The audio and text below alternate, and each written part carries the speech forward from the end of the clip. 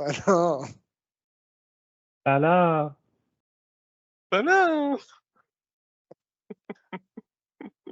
امیدوارم که حالتون خوب باشه.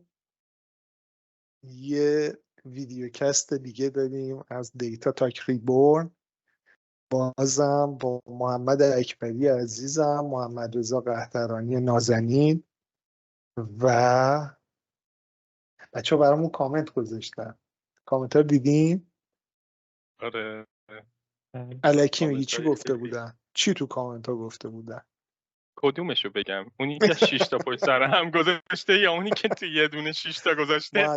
ما از خانم باقرزاده اینجا رسما تشکر میکنیم به خاطر کامنت های زیادشون و ممنونیم که نظراتشون رو به ما گفتن. سجاد سلیمزاده عزیز همینطور و حالا دوستان دیگه ای که به صورت حضوری و غیر حضوری کامنتاشون رو به ما رسوندن، مثل کوشان آبدیان عزیز، باقی دوستان. و خلاصه کامنت هامون چی بود محمد رضا؟ به درد نمیخورد. این دقیقاً این نبود، ولی آره، باشه نه عیب نداره. با این حس انتزاعی نه، ولی یه بحثی که داشتیم این بود که اصلا چرا داریم به این فکر میکنیم که هوش مصنوعی داره ما رو میخوره، اصلا چرا به این نتیجه رسیدیم که میخواد ما رو بخوره. یکیش این بود. یه چیزای دیگه هم گفته بودن، مثلا حالا من اون شابیتاشو بگم، لب به مطلب رو بگم. یه تیکه از داستان این بود که میگفتن که شما مخاطبتون الان کیه؟ آدم حرفه‌ایه یا آدم آماتور انتوزیاست ای آیه که هنوز چیز نشده؟ من این چشمک بیلبیلم شروع شد. بچه‌ها من کینکتم و آوردم اینجا که به عنوان وبکم استفاده کنم. آقای محمد آقای اکبری و محمد رضا قهطرانی ستایی یه رو گفتم، دوتایی یه نیم ساعتی زور زدیم، ولی یه گیرایی خورده جدیدن. منم خیلی وقت بود وصلش نکرده بودم به کامپیوترم، درایوراش نشد که نصب بشه، ولی برای جلسه بعد درستش میکنم. این پرشه رو سعی میکنیم که برطرفش کنیم. امیدوارم صدامون هم درست شه. حالا تست کردیم این دفعه ظاهرا درست، ولی در کل یه سری نقد داشتم به من که چرا ریختت اینجوریه، صدات چرا کجه، نمیدونم دماغت چرا درازه، اینها که امیدوارم یه سریاش برطرف شه. اگر که مانتایز شیم حالا بالاخره حتما یه سری تغییراتی میکنیم. حداقل من میرم اینجا رو مو میکنم، ولی یه ایرادات. فالو کنید، آره فالو سابسکرایب کنین، سابسکرایب کنید، کنین، لایک کنین، زنگوله رو بزنین رو آل. ولی به جز این میگفتن که همین شما مخاطباتون الان معلوم نیستند که کیا هستن. ببین آره قبول دارم و در نظر بگیرین که ما بعد 4-5 سال دوباره این کار رو شروع کردیم. مدل کارمون کلا تغییر کرده. هنوز خیلی جان نیفتادیم تو این داستان. من خواهش میکنم یه کوچولو صبر کنیم، تحمل کنیم، سعی میکنیم که درست کنیم. به اضافه این که یه خورده‌ای هم بذاریم که مخاطبامون زیاد بشن. تیکه های دیگه ای هم برای این چنلمون در نظر داریم. حالا من نمیخوام خیلی در واقع قول بی خودی بدم، ولی حداقلش اینه که سعی میکنیم یه سری مباحث ابتدایی و پایه هم حتما بعداً راجبشون حرف بزنیم، راجب الگوریتم‌های مختلف صحبت کنیم، حداقل در حد کلی که بدونیم هر کدومشون چیکار میکنن. ایرادی که به ما گرفتن محمد رضا این بود که میگفتن که شما تا یه جایی راجع به اینکه ای آی چیه رفتین جلو، ماشین حساب و چرخ و اینا رو گفتیم، بعد یه دفعه پریدیم وسط زنجیره مارکوف و گرادیانت دیسند و ونیشینگ گرادیانت و اینا، به یه جای بدی رسیدیم. میگفتن که شما یه مقداری بیشتر بگین اصلا این ای آی چیه. و خب کوشانم خیلی با ما صحبت کرد که چرا مثلا این همه سال خب ای آی هست.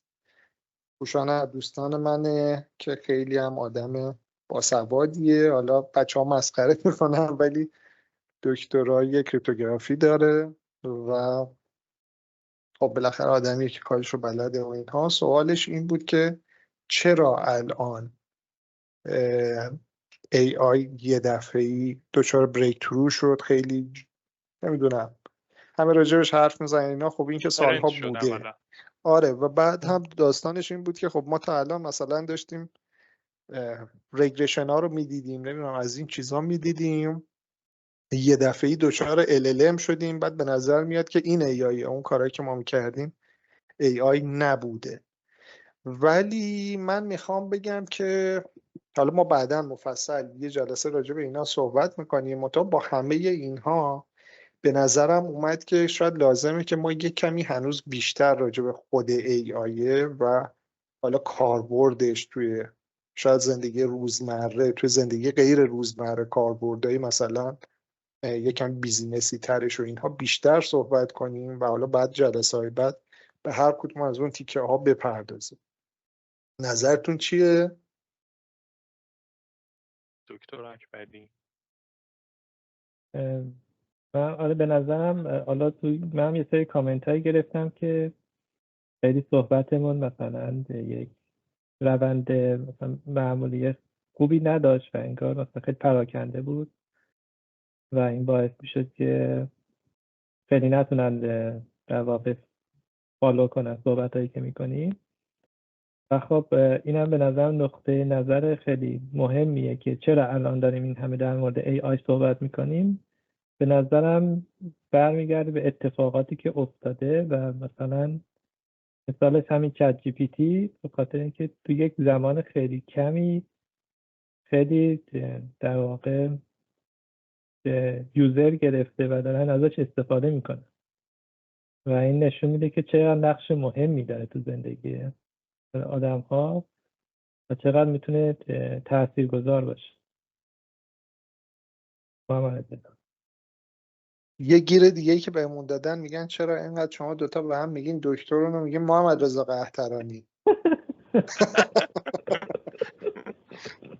آره یه ذره چیزتر میشیم. به تو هم میگیم دکتر محمد رضا قحطرانی. خوبه میخوایم هم دکتر نگیم؟ من به نظرم نگیم. آره نگیم. همین محمد و علی و محمد رضا معقول تره، یا اینکه باید محمد رضا هم بگیم دکتر. دکتر بعد از این بگیم. دکتر بعد از این. امیدوارم که این حماقت رو نکنی در ایران، ولی حالا انشالله که خیر. ببین منم خب کامنت دریافت کردم، حالا نه مثبت و منفیش به کنار. یه بحثی که حالا الانم دکتر اکبری داره، محمد داره میگه و علی میگه و بچهای دیگه هم باهاشون صحبت کردیم سر اینکه چرا یهو ترند شد و چرا الان داریم به این نتیجه میرسیم که آیا هوش مصنوعی ما رو میخوره یا نه و اون ترس هایی که داریم. من یه مدت داشتم روش فکر میکردم راجع به این قضیه که چرا انقدر راجع به هوش مصنوعی ترس وجود داره. واقعیتش 2 تا دلیل بیشتر پیدا نکردم. یکیش این بود که هوش مصنوعی به طور کلی اگه بخوایم نگاه کنیم تکنولوژی ها حالا یه بخش مخربی دارن و اون مخرب بودنشون باعث میشه که شغل هایی از بین برن. مثلا من به عنوان برنامه‌نویس من استوپت میکنم همینجا. ببین دوباره داریم از وسط داستان به نظرم شروع میکنیم که خب حالا یه AI که نمیدونیم چیه چرا ازش میترسیم. خب بیا بازم برگردیم بگیم به این AI که چیه؟ آره بیا یه سری مثال دوباره بزنیم از زندگی روزمره از قدیم تا الان که AI بر ما چی کارا کرده. آره متوجهم. شما دوست عزیزی که معتقدی ماشین حسابم AI بگو. آره ببین به طور کلی حالا اگه بخوایم روند برنامه نویسی ها رو نگاه کنیم و کارهایی که برنامه نویس ها انجام میدادن، دفعه قبل خودتم باهاش راجع به صحبت کردیم بود که ما می اومدیم یه سری رول می نوشتیم و بر اساس اون رول ها می اومدیم یه کاری انجام میدادیم و می گفتیم که خب این مثلا اگر قرار باشه یه ریکامندد سیستم، یه سیستم توصیه گری بنویسیم، اگر مثلا من جنسیتم این باشد و اگر مثلا فلان جا باشم و این اگر آنگاه ها در کنار هم دیگه یه کاری انجام میداد و به طور اون میشد یه سیستم اکسپرت، یه سیستم هوش مصنوعی. قبلتر از اون بخوایم نگاه کنیم، همون چیزی که خودت داشتی صحبت میکردی، زمانی که آلن تورینگ اومد یه سیستم، یه ماشین مادری میخواست درست کنه که همه کارو بتونه انجام بده و بیس قضیهش این بود که بتونه مثلا محاسبات رو در سرعت بالا انجام بده. چون ما خودمون میدونیم توان پردازشی مغز انسان بر اساس اون ورکینگ مموری و اون میز مموریه که داره. انسان در نهایت 10 تا چیزو میتونه توی حافظش نگه داره، 10 تا آیتم رو میتونه نگه داره و بعد از اون حالا خودت هم توضیح دادی یه سری چیزا رو میذاره کنار، یه سری چیزا رو جدید وارد میکنه و این توان پردازشی ما رو میبره زیر سوال. فقط تو این حوزه حالا بخوایم در نظر بگیریم، حالا نگیم انسان ضعیفه یا قویه، نخوایم واردش بحثش بشیم، برای همین رفتیم دنبال یه سیستمایی که بتونن پردازش‌های خیلی بالایی رو انجام بدن و یه سرعت بیشتری بهمون بدن. مثلا همین الان بخوایم ما 10 تا عدد دو رقمی رو در هم ضرب کنیم، یک انسان در مقابل ماشین حساب، خب قطعا سرعت پردازشمون بیشتره و اون سرعت پردازشه چون کاری رو داره میکنه که ما از نظر یک انسان دارای یک الگوریتم و دارای فلوچارت یا دارای به عنوانی دارای یک هوشه، میتونیم بهش بگیم هوش مصنوعی. مخالفین با حرف من؟ نه، فکر کردم نقطه یه جای دیگه ای باشه، یه دفعه با نقطه مواجه شدم. آره، من میخوام داستان از یه جای دیگه شروع کنم. میخوام بگم که کلاً انسان یه سری کارهایی که انگار تکراری میشده براش دوست داشته بده مثلا یه حالا آدم دیگه انجام بدن تو زمان بردهداری، یا اینکه کم کم جامعه پیشرفت کرده بدن به ماشین‌آلات. حالا یه موقع میخوای از شاید انقلاب‌های صنعتی شروع کنی؟ آره، یا یه موقع آدما می نشستن کلی محاسبات انجام میدادن اینا و خب این کار تکراری ها انگار دادن به ماشین حساب، انگار یه بار زیادی از رو دوش آدما و جامعه برداشته شده و خب حالا انقلاب صنعتی و مثلا کارخانجاتی که ساخته شد و خب آدمای زیادی تو اون کارخانجات کار میکردن و کم کم ماشین‌آلات پیشرفت رو اگه شد. اب نداره بگم. آره خودت. ما 3 تا انقلاب صنعتی داشتیم، دوستانی که داریم ما رو میبینیم. نمیدونم توی این چند وقته که ما درگیر رکوردیم خیلی من یوتیوب میبینم، بعد معمولا با یه حرکاتی اینجوری میگم مثلا بچه ها، ولی خب ما الان نمیدونیم که به مخاطبمون باید بگیم بچه ها یا چی بگیم. ولی به هر صورت دوستان عزیزی که داریم ما رو نگاه میکنیم یا میشنویم، ما 3 تا انقلاب صنعتی داشتیم که توی انقلاب صنعتی اول اومدن در واقع، اگر که اشتباه نگم و ذهنم یاری کنه، اومدن در واقع اون ماشین بخار و ماشین ریسندگی و اینها رو کشف کردن که حالا اختراع کردن در واقع و خب به کمک اونا خیلی اتفاقات بزرگی شروع کرد به افتادن و خب خیلی فرایند تولید از حالت دستی خارج شد به حالت نیمه اتوماتیک در اومد. بذار من یه سرچ بکنم مطمئن شم که انقلاب صنعتی اول رو دارم درست میگم. بعد انقلاب صنعتی دوم، بله همین در واقع ماشینالات ریسندگی و چرخ بخار و اینها بودن. توی انقلاب صنعتی دوم این در واقع اومد یک کمی کمک کرد که مکانیکال تر بشه داستان و دقیقا حالا یادم نمیاد، یک ویدیویی بعداً براتون میگیرم مفصل تا انقلاب صنعتی چهارم، ولی خلاصه داستان این که یه دفعه‌ای حمل و نقل تغییر کرد، کلی در واقع روش‌های ساخت همچنان پیشرفت کرد و دوباره کلی اتفاقمون مکانیکال تر شد، کلی در واقع داستانامون پیشرفت بهتری داشت. توی انقلاب صنعتی سوم ما رسیدیم به خطوط تولید، رسیدیم به اون چیزی که الان تحت عنوان خط مونتاژ و خط تولید میشناسیم و خب توی اون خط خط تولید و مونتاژ فورد تونست یه چیز عجیب غریبی رو بزنه، یه رکورد عجیب غریبی. مثلا اگر حالا میگم عدد و رقماش دقیق تو ذهن من نیست، ولی اگر مثلا تا اون موقع بگیریم مثلا 5000 تا در سال میتونست ماشین تولید کنه، یک دفعه در یک سال این توانش 10 برابر شد. و خب بعد از اون ما کدکم رو پیدا کردیم، این کامپیوتر ایدد دیزاین و مانیفکتچرینگ رو پیدا کردیم و اینها. و خب کلی در واقع همچنان این داستانمون سریعتر شد. اون کارهایی که قبلا باید ما نقشه کشی دستی میکردیم، باید مثلا یه چیزی رو چی میگن، یه نمونه ای رو، یه پروتوتایپی رو درست میکردیم، خب حالا خیلی سریعتر در واقع اون ساخت پروتوتایپ اتفاق میافتاد و اینها. و الان در آستانه یه چیزی هستیم تحت عنوان انقلاب، در آستانه که وسطشیم دیگه، چند سال پیش در آستانه بودیم، الان وسط یه چیزی هستیم تحت عنوان انقلاب صنعتی چهارم، که توی انقلاب صنعتی چهارم کامپوننت های مختلفی وجود دارن، اجزای مختلفی وجود دارن که میگن که این اجزا در هم تنیدگیشون و حالا اتفاقاتی که کنار هم رقم میزنن قراره که دید بشر رو کلا نسبت به زندگیش عوض بکنه، نسبت به محیط اطرافش عوض بکنه.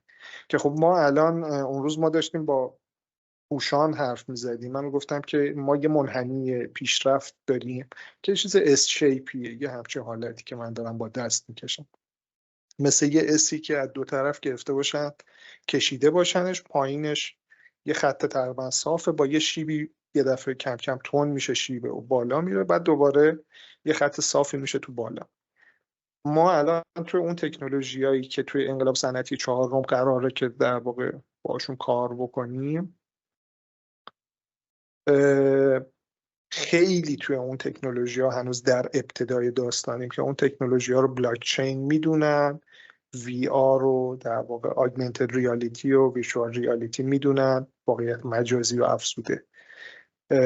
التیمیت پروسسینگ، همین کاری که ایلان ماسک داره میکنه، مثل نورولینک که توی مغز کاشته میشه و اینها جزء بشه، که خب یه دفعه نمیدونم حالا تو اون برنامه‌ای بود که ضبط کردیم نابودش کردیم یا تو اون برنامه‌ای که ضبط کردیم و موند، ولی یه جایی اونجا راجعش صحبت کردیم که خب سرعت پردازش و انتقال بین نورون ها توی بدن انسان خیلی سرعت پایینیه به نسبت اون چیزی که مثلا ملت تو مخابرات دارن و این داستان. در نتیجه خیلی در واقع ما به لحاظ نمیدونم انتقال این پیام های عصبی شاید موجودات بهینه‌ای نیستیم. ممکنه که با یه چیزی، با یه چیپستی یا حالا با کمک یک تجهیزاتی مثل اون چیزایی که تو کارتون سایبرپانک میبینیم یا حالا مثلا توی بازیش میبینیم و اینها، اگر ما یه چیپستایی رو اون نصب بشه یه دفعه‌ای توان پردازشی ما هم خیلی بالا بره. و خب این رو بهش میگن التیمیت پروسسینگ. یه چیزای این مدلی از کامپوننت ها که کنار هم قرار میگیرن یه دفعه‌ای کلا باعث میشن که بعدها اگر که به ما فکر بکنن بگم مثلا اینا قارنشین بودن. و خب یکی از اینایی که حالا مایی که اینجا نشستیم، ما 3 نفری که اینجا نشستیم بیشتر راجبش اطلاعات داریم شاید، در واقع هوش مصنوعیشه که یکی از کامپوننت های اصلیشه. و خب یه بخشی از این هم طبیعتا جنراتیو ای آی ها هستن که خب الان تقریبا 2 ساله، شاید کمتر از 2 ساله که ریلیز شدن و ما داریم انقدر به وفور ازشون استفاده میکنیم. من تا اینجا رو گفتم که بچه‌ها یه دیدی نسبت به انقلاب صنعتی داشته باشن، حالا خیلی مختصر و مفید و شاید یه کمی هم نادقیق شد. بعداً یه چیز مفصلی ضبط میکنم میذارم توی کانال راجع به انقلاب‌های صنعتی تا انقلاب صنعتی چهارم و اینکه دقیقاً قرار توش ما چی و تحویل ملت بدیم، که اتفاقاً یکی از کامپوننتاش یه چیزی تحت عنوان کلاود مانیفکتچرینگ، تولید ابری، که من اصلا دکترام راجع به همین بوده، تخصصم همین. دکتر اکبری، محمد جان ببخشید که من قطعت کردم، ادامه خیلی بده. عالی و خیلی کامل بود، ممنون که توضیح دادید. و خب این در واقع این کارهایی که ما مثلا به صورت تکراری انجام میدادیم و دوست داشتیم اینا رو بسپاریم به در واقع ماشین‌آلات، الان زمانه شد که دیدیم که مثلا حتی بخوایم ما یه اتومبیل خودران داشته باشیم، باید یه وسیله‌ای داشته باشیم که بتونه مثلا اطرافش رو ببینه، بشناسه ماشینای دیگه‌ای که دارن حرکت میکنن یا آدم‌هایی که دارن مثلا از در واقع محل عبور پیاده حرکت میکنن، اینا رو بتونه تشخیص بده. و خب این مهم میشد که مثلا اون در واقع کامپیوتر ویژن به وجود بیاد و حالا کامپوننت های دیگه‌ای که در ادامه در موردش صحبت می‌کنم. جوکی راجع به این آدمایی که از چیز رد میشدن وجود داشت، رو دیده بودین؟ یه دونه از این میما که خب تو کامپیوتر ویژن یکم مسئله ها اینه دیگه. کامپیوتر ویژن اون دوستانی که نمیدونن، یه گیری که به ما داده بودن مخاطبان عزیزمون، گفته بودن که شما مثلا میگین RNN، میگین LLM، اینا چی هن؟ حداقل خودی کلمه هم بگین ما بدونیم اگه توضیحش نمیدین. که بعد من گفتم که چشما بعدن یه توضیحات مفصلی راجع به اینا ضبط میکنیم که هر کدوم چی هن، ولی علل حساب هر کدوم بیان یه کوچولو بگیم. کامپیوتر ویژن بینایی ماشینه. محمد رضا، با توجه به اینکه تو تخصصت اصلا این داستانه، برامون یه کوچولو بگو ببینم. آره، کامپیوتر ویژن به کلاً مسائلی که مربوط به تصویر، ویدئو و حالا تصویر و ویدئو میشه دیگه، حلقوشه اینا میچرخه، بهش میگن بحث‌های کامپیوتر ویژن یا بینایی ماشین. که مثلا مثل در ساده ترین حالت ممکنش که ما هر روز داریم ازش استفاده میکنیم، میشه اون فیس آیدی های گوشیمون که شما یه عکسی اولش گرفته و هر بار میخواین گوشیتون رو با فیس آیدی باز کنید شما ازش استفاده میکنید. در پیشرفته ترین حالتهای ممکنش مثلا میشه آنالیز ویدئو و حالا سرچ ویدئو یا و حتی الی من یه آخر. کوچولو با اجازت میبرم عقب‌تر داستانو. از خیلی قدیم وقتی که ما با دوربین عکاسی میخواستیم عکس بگیریم از یه چیزی، دور صورت‌ها تو عکس یه سری فریم میافتاد، تشخیص میداد که صورت‌ها کجا. خود این که تشخیص میداد اون یه صورته، یه نمونه ای از کامپیوتر ویژن بوده. تونسته بوده در واقع یه آبجکتی به اسم صورت، فیس رو دیتکت بکنه. مثلا الان پلاک‌خوانا همشون پلاک‌خوان، مثلا شما تو با سرعت بالا حرکت میکنید سریع عکس میگیرن، جریمه واسهتون میاد. یه بحث کامپیوتر ویژنه. حتی اگر بخوایم یه ذره بیشتر بهش نگاه کنیم و یه ذره شاید دست بازتر بهش نگاه کنیم، مثلا کارهایی که میدجرنی انجام میده. شما یه عکسی رو دارین تولید میکنید، یه عکسی رو توصیف میجرنی رو میکنید و برامون اون توضیح بده. ما یه سری چیز داریم، نمیخوام خیلی واردش بشم، اینا جزو چیز میشن، جنریتیو ای آی یا تولید کننده های هوش مصنوعی میشن که شما یک متنی رو بهش میدین، یک منظره، یک چیزی رو توصیف میکنید. حالا اون میتونه یک انسان باشه، یک منظره باشه، میتونه یک هر چیزی باشه. یه چیزی رو توصیف میکنید و اون توصیف شما رو میکشه به صورت یک نقاشی، به صورت یک عکس، به صورت یک منظره یا هر چیز دیگه میکشه و به شما میده. به اینا حالا بحثای جنریتیو هایی هستن که دارن ازش استفاده میکنن. حتی اونم میتونیم یه مسئله کامپیوتر ویژنی بهش بگیم. یا مثلا اگر بخوایم یه ذره اسپسیفیک تر بگیم، همون ماشین خودرانی که دکتر محمد گفت دیگه، نگفتن دکتر اکبری اصلا دیدی. قاطی شد چیزا، میخوام دکتر آره. نگیم اصلا داستان میپاشه از زندگیمون. آره، محمد گفت خودش یه بخش کامپیوتر ویژنه که شما باید بتونید با سنسورهایی که دارین تمام اطرافتون رو اسکن کنید و آبجکت هایی که داخل تصویر هست رو شناسایی کنید. خیلی هم عالی، شیک و مجلسی. محمد اکبری، میخوای چیزی برامون بگی، مثالی بزنی، یا من دوباره منبر برم؟ خودت محمد رضا کامل گفت دیگه. آره، من میخوام یه کوچولو از کامپیوتر ویژنه میخواستم یه نیمه رو بگم، بعد بریم جلو. حالا اگه پیدا کردم عکسش هم میذارم توی ویدیومون. نیمه با نمکی بود، اون موقعی که تازه تسلا اومده بود و خب ماشین‌های خودران رو اینقدر پابلیک کرد. در واقع قبلش هم خب ماشین‌های خودران وجود داشتن، منتها در یک سطح دیگه ای بودن، کلا توی یه لیگ دیگه ای داشتن فعالیت میکردن، ولی الان خب اینجوری شدن و در دسترس همه قرار گرفتن. بعد اون اول یکم مسئله های این بود که میگفتن خیلی از این سرمایه گذارا به ایلان ماسک میگفتن که تو دقتش رو بگو، اگر دقتش رو بگی ما سرمایه گذاریمون رو میتونیم انجام بدیم روی پروژه تو. و خب خیلی هم بین همین جامعه کامپیوتر ویژن، بینایی ماشین، این داغ شده بود که حالا مثلا چه جالب این با این سرعت مثلا تشخیص میده و نمیدونم تصمیم میگیره و اینا. بعد یکی از مسائل مهم توی کامپیوتر ویژن، حالا بعداً توی جلسات کامپیوتر ویژن کلی از این مسئله ها براتون میگیم، ولی صرفا به عنوان یه مثال بامزه اینه که فکر کن که در وضعیتی هستی که محاسبه کردی و داری به یه خط عابر میرسی، در وضعیتی هستی با سرعتی هستی که در هر صورت تو با سرعت از اون خط عابر رد میشی. سرعت جوری نیست که بتونی خط عابر قبل خط عابر ایست بکنی. بعد 2 نفر روی خط عابر هستن، 2 جای مختلف اون خط عابر هستن، یکیشون مثلا یه کودک، یکیشون یه آدم مثلا میان سال یا حالا پیره. بعد اون ماشین خودران تصمیم بگیره که به کدوم اینها بزنه، مثلا کژوالتی کمتری داره، تلفات کمتری داره و اینا. بعد یکی اومده بود زیر اون عکسه نوشته بود که اگر که چیز بکنه، دریفت بکنه، میتونه اینجوری از پهلو بره دوتاشونو بزنه. و خب اینا مثلا مسائلیه که واقعا باید بررسی بشه. ولی حالا من بخوام یکم مثالای روزمره تر بزنم، برگردم به خیلی قدیم. ببین ما کارهای بعدا من کامل کنین اگر مثلا جایی دارم ناقص میگم، شما حواستون به من باشه کاملا کن.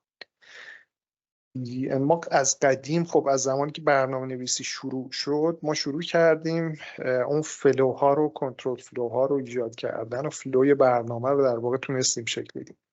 ولی هی دلمون می‌خواست همین بریم به سمت اکسپرت سیستم ها. اکسپرت سیستم ها چی بودن؟ سیستم هایی بودن که توی یه حوزه خاصی خبره شده بودن. اصلا تو فارسی ما این اکسپرت سیستم رو ترجمه کردیم سیستم های خبره.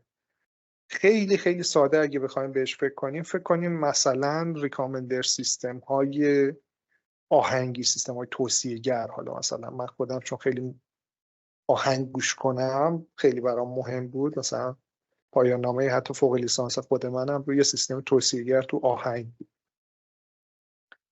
بعد خب همین دلشون میخواست یه چیزایی رو بتونن پیش بینی کنن، دلشون میخواست رو یه چیزهایی بتونن، خب من میدونم که مثلا این آهنگو دوست دارم، میدونم که مثلا از این گروه موسیقی خوشم میاد، ولی یه وقتهایی دلم میخواد با یه چیز جدیدی مواجه بشم و دلم میخواد که یه چیزهایی بهم پیشنهاد بشه.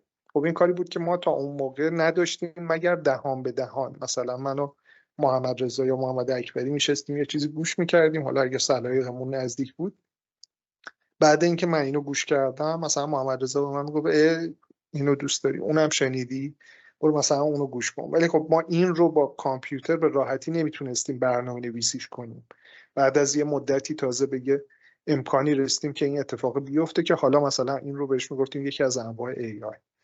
یا دلمون میخواست یه چیزهایی رو تخمین بزنیم. خب ما یه چیزی داریم در ادبیات هوش مصنوعی تحت عنوان کلاسیفایر.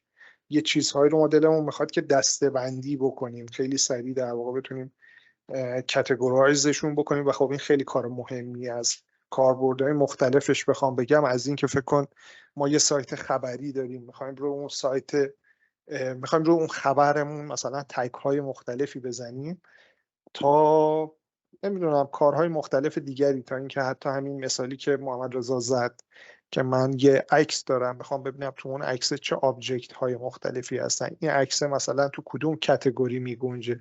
تو کاتگوری، حالا یک مثال کلاسیکی داریم ما توی AI، مثال این که عکس گربه هست یا نه.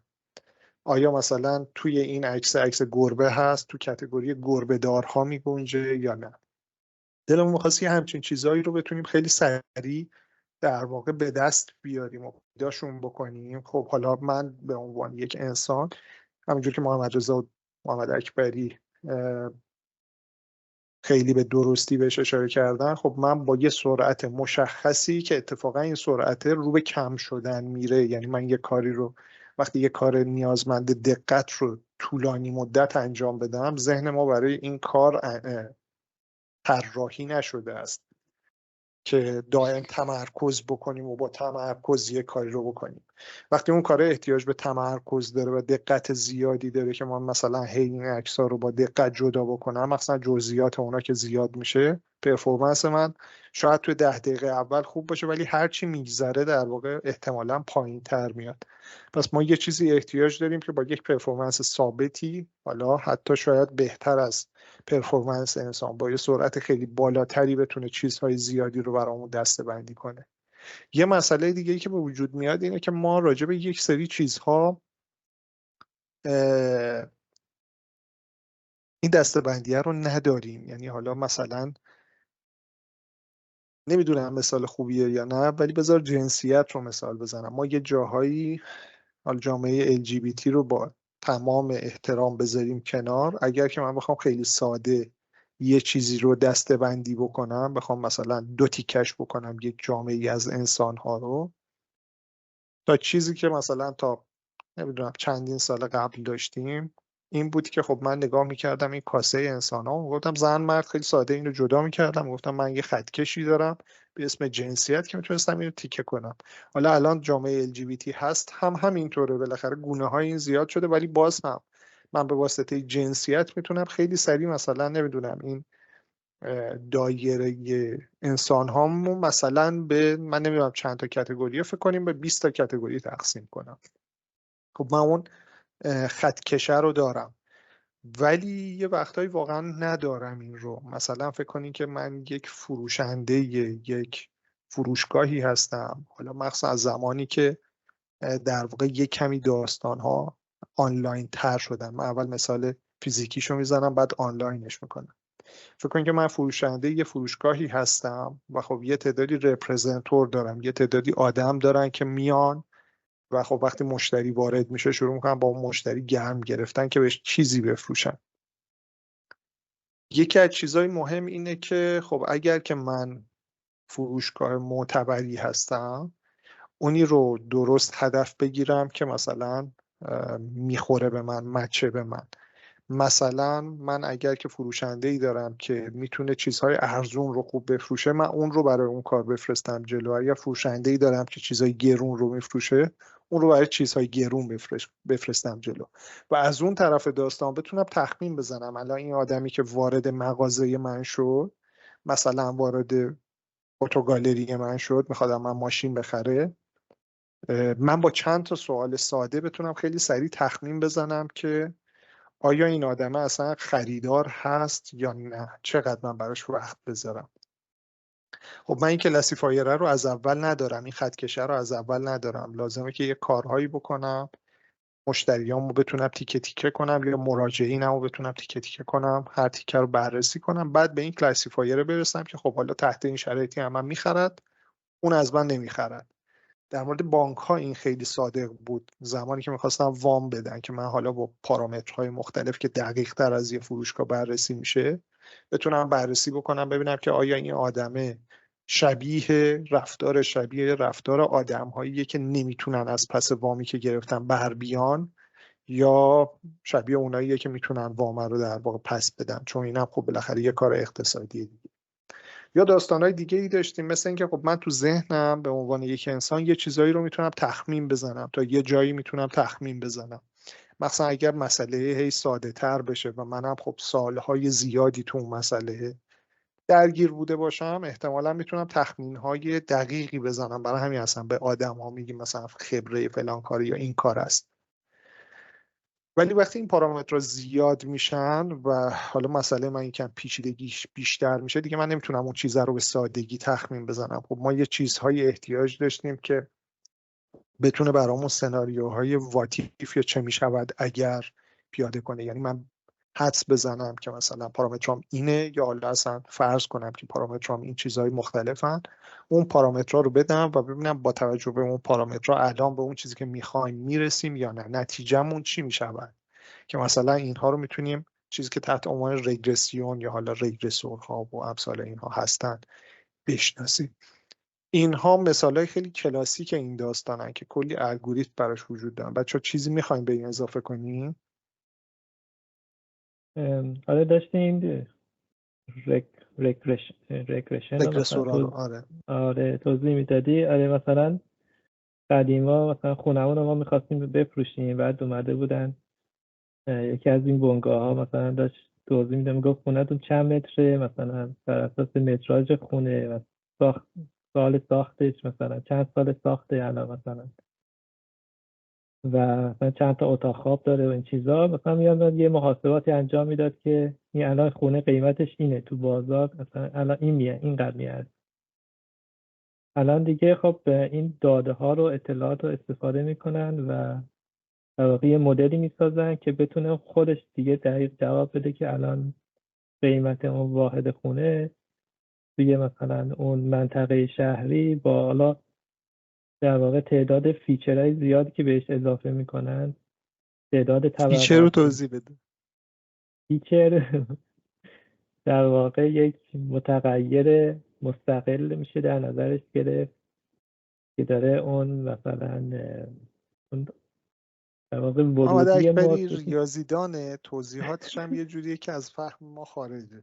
من اگه بخوام فیچر رو بگم میگم که خصیصه های یه چیزی، مثل همین مثلا تو این مثال که محمد داشت میزد، مثلا متراژ، مثل این که خونه چند تا خواب داره، مثلا چند سال ساخته، چند طبقه است، تو کدوم محل است، اون خصوصیات اون چیزا رو به هر یک دونش در واقع ما میگیم یه فیچر یا خصیصه. و اون انتها هم اون لیبل میزنه، مثلا یا قیمت خونه رو بخواد بر اساس اون مشخصه ها یعنی خصیصه ها بخوایم به دست بیاریم. و خب حالا این یه قسمت کوچیکی از حالا ماشین لرنینگه که در واقع سالی بوده که وجود داشته و هر چقدر که رفتیم پیشرفته تر شده، مدل ها هی پیچیده تر و پیچیده تر شده و با ورود نورال نتورک ها و استفاده قوی از این در واقع ابزار تونستیم که مدل های پیچیده تری بسازیم که دقیق تر بتونه برای ما یه سری مسائل رو حل کنه و در واقع بهتر اون خروجی که تخمین زدنمون رو بتونیم انجام بدیم، دقیق تر انجام بدیم. رضا صحبت نورال نتورک ها شد، شبکه های عصبی شد، میتونی یک کوچولو برامون بگی؟ بعدم فکر کنم کم کم داریم به اونجای اپیزود میرسیم که برای این جلسه بسته، ولی اینم توضیح بدیم و بعد دیگه کم کم ببندیمش برای امروز. ببین یه چیزی رو تکمیلی بخوام اضافه کنم، حالا قبل از چیزایی که داشتیم صحبت میکردیم، ما به این نتیجه رسیدیم، حالا اگر یه ذره سیر تکامل AI رو و هوش مصنوعی رو نگاه کنیم، خود کلمه هوش مصنوعی مثلا فکر میکنم 1920 یا 30 اگه درست اشتباه نکنم ابداع شد، ولی قبل از اون هم بحث‌هایی راجع به این قضیه بود که ما بیایم یه کاری بکنیم، همونطوری که محمد گفت، یه کاری بکنیم که اون کار پرتکرار انسان رو دیگه انجام ندیم و اون انسان دیگه چیز نکنه. و حالا مخصوصا توی ریاضیات و توی محاسبات این بیشتر توسعه پیدا کرد، به خاطر این بود که خب توان محاسباتی انسان محدود و توان محاسباتی کامپیوتر که میتونست اون کار رو انجام بده حالا در حال حاضر به شدت فراتر از چیزی هستش که ما انسان داره. برای همین حالا اگه بخوایم اسپسیفیک یا اختصاصا بگیم هوش مصنوعی، واقعا به نظرم یه دامنه خیلی زیادی از کارها و برنامه‌ها و الگوریتم‌ها و انواع و اقسام چیزهای مختلفی که توی دنیا از اول بوده و الان هم دارن همه روی اون سنگ بناها میچینن و میرن جلو. و این یه چیزی بود که تو ذهنم بود در تکمیل حرفای شما دو تا بگم. مرز نداره. آره من مرز به نظرم دقیق نداره. آره و حالا راجع به نورال نتورک ها و شبکه های عصبی عملا به این نتیجه رسیدن که مغز انسان چطوری کار میکنه. مغز انسان یه سری گره های نورونی داره که با حرکت این حرکت اون مغناطیس میشد یا اختلاف پالس پتانسیلی که به وجود الکتریکی پالس الکتریکی، یه سری از نورون ها فایر میشن و تحریک میشن و یه سری نورون ها دیگه تحریک نمیشن. حالا اون بسته به جایی که داخل مغز قرار داره، اون تحریک نورون باعث میشه که ما یه سری عکس‌العمل داشته باشیم، یه سری حواس 5گانه یا 6گانه یا حالا هر چند گانه داشته باشیم، یا یه سری عکس‌العمل های غیر ارادی و ارادی مختلف انجام بدیم. اما اگر اینو اومدن سعی کردن، مهندسین و ریاضیدانان اومدن سعی کردن این کاری که توی مغز انسان میشه رو ریاضیش کنن و فرمول ریاضی توش بیارن وسط و عملا اومدن گفتن خب ما هم باید یک نورونی داشته باشیم که در ساده ترین حالت ممکن به صورت پله‌ای یا 0 یا 1 تحریک بشه و خروجیش یک اقدامی باشه. اون اقدامه میتونه به قول شما کلاسیفایره باشه که ما دسته‌بندی کنیم، میتونه مثلا متن رو کلاسیفایر کنه، میتونه هر چیزی، چون اون ویژگی هایی که ما داریم راجع بهش صحبت میکنیم وقتی میخوایم تبدیلش کنیم به ورودی های کامپیوتر همش عددیه. یعنی از لحاظ ما تصویره ولی از لحاظ کامپیوتر یه مش عدده، حالا فرق نمیکنه چی. و حالا اومدن اینو بسط و گسترشش دادن، اومدن اولین بار XOR، اون گیت XOR رو اومدن سعی کردن شبیه سازی کنن که با نورون ها بیاد. گیت XOR یه چیزیه که میگه یا این اتفاق میفته یا اون، هر دوش همزمان نمیتوانند اتفاق بیفتن. آره دقیقا. در ساده ترین هاش اولش که داشتن MLP یا میگم نورال نتورک ها پیاده سازی میکردن، از گیت های از فانکشن های پله‌ای استفاده میکردن و این XOR رو پیاده سازی کردن تا به امروز بخوایم نگاه کنیم اوتو انکودرها، استریم ترانسفورمرها، نمیدونم VIT ها، همه اینا رو حالا تو اون کامپیوتر ویژن بخوایم بگنجونیم، الگوریتم های مختلفی هستن که دقیقاً از بیس همون قضیه و همون MLP یا نورال نتورک های ساده نشأت گرفتن و گنده شدن و بزرگ شدن تا به امروز برسن. من یه تیکه یا صرفاً جهت شفاف سازی بگم. این که محمد رضا گفت از مغز انسان برداشت کردن، با مغز انسان آشنا شدن، منظور این بود که تا اون حدی که در اون زمان مغز انسان رو شناختند، اولین برداشت ما این نورال نتورک ها بود. منظور نیست که ما الان مغز انسان رو کامل میشناسیم. یکی از چیزایی که الان ما خیلی هنوز مثلا تازه با این همه پیشرفتی که کردیم فکر میکنیم مثلا تو نورال نتورک ها نتونستیم خیلی پیشرفت کنیم، به خاطر این بیشتر از این مغز انسان نمیشناسیم. آره دقیقاً. البته خیلی کارا دارن انجام میدن که با استفاده از نورال نتورک ها و با استفاده از شبکه ها بتونن مغز انسان رو شبیه سازی کنن و بتونن، ولی خب کارهایی روش انجام میدن، ولی چون ما خودمون مغز رو نمیشناسیم و نمیدونیم وقتی واقعا چه اتفاقی داخلش میفته، چه جوری داره کار انجام میده، نمیتونیم هم شبیه سازیش کنیم. یه چیزی انتزاعی، برداشت انتزاعی ازش داشتیم و اونو بسط و گسترشش دادیم دیگه. خیلی هم عالی. صحبتی داریم بچه برای ادامه؟ خیلی بحثمون یه دفعه‌ای قطع شد. یه چیزی بگیم یه دفعه‌ای قطع نشده باشه.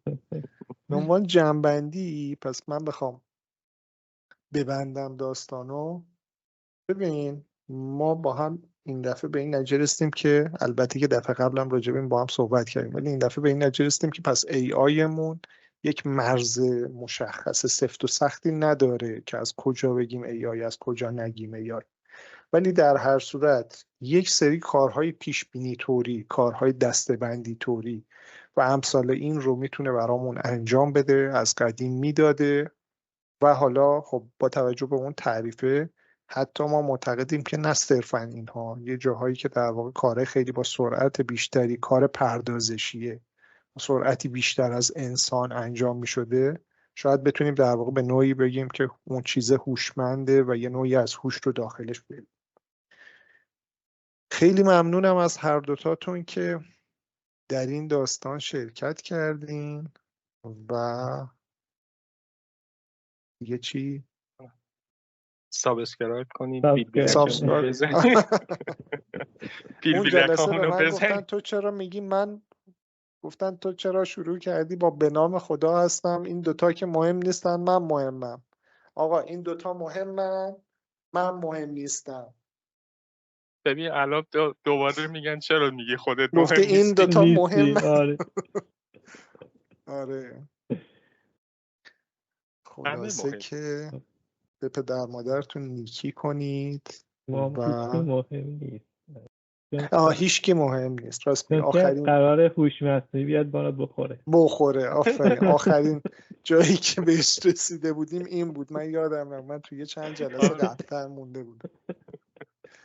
مراقب خودتون باشین. دمتون گرم. جلسه های بعدی میبینیمتون. بچه ما الان که داریم اینو ضبط میکنیم یک شنبه 20 چندم اسفنده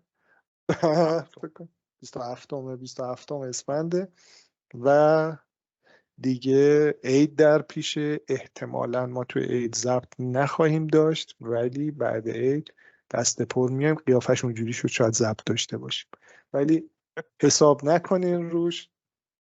بعد عید امیدوارم که با دست پر بیایم پیشتون و ادامه بدیم داستانتون رو. لطفاً به همون کامنت بدهید، بگین که چطوره تا اینجای داستان، چجوری پیش بریم. ما کامنتاتون رو میخونیم، سعی میکنیم در واقع اجراش بکنیم. برامون مفیده، مهمه و خوشحال میشیم که باهاتون در ارتباط باشیم. از خودتون مراقبت کنین. هیچ کم مهم نیست. فعلا خداحافظ. خداحافظ. خداحافظ. یه تو آفریقای جنوبی